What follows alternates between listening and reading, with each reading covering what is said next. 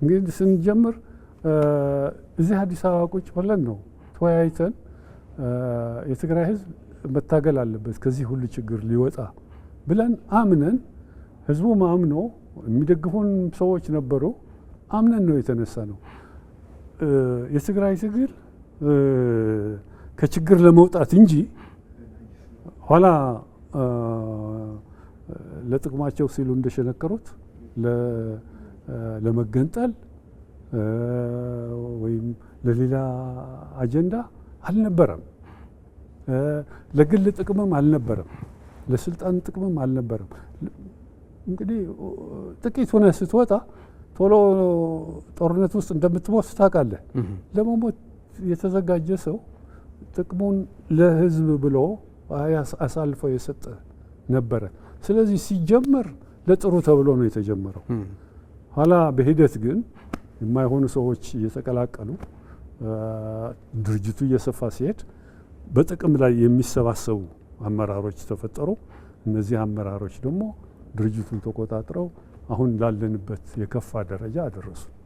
ስለዚህ ይቆጨውታል። ስለዚህ መጨረሻው ጥሩ እንዳልሆነ አረጋግጥልሃለሁ። ዶክተር ቀጥተኛ ምላሽ እንዲሰጡኝ ነው። አሁን እንግዲህ የህወሓት በነገራችን ላይ እንደ በሀገራችን ከሚገኙ እንደ አንድ የፖለቲካ ፓርቲ የትኛውም አይነት ሰላማዊ እንቅስቃሴ ማድረግ ከቻለ ያን ያክል ችግር አለበት ብዬ አላስብም። ግን ደግሞ ባለፉት 50 ዓመታት በተለይ ደግሞ ከ17 ዓመት ትግል በኋላ ወደ አመራርነት ላይ መጥቶ የነበረው የአስተዳደር ሚናና የህዝብን ችግር የመፍታት ሚናው ሲለካ የትኛው ችግር ነው የፈታው?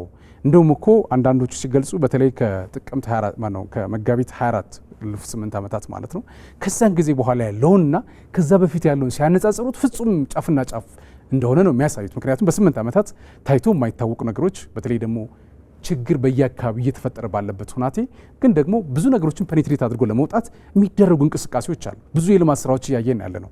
ይህን የልማት ስራዎች ወደ ተፈለገው ቦታ ወደ ተፈለገው ማህበረሰብ እንዳይደርስ እንቅፋት ሁሉ እየሆነ ያለበት ሁናቴ አለ ይሄ ቡድን ማለት ነው።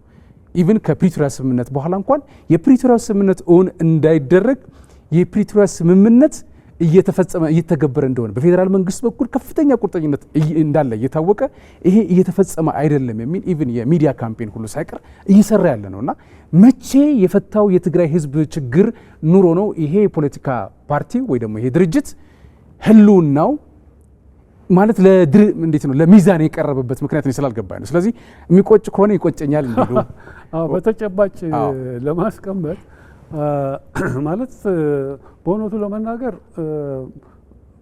ባለፈው ብዙ ጊዜ ማጥፋት ዛሬን ማባከን ነው። ወደፊት ማየት ነው የሚበጀው።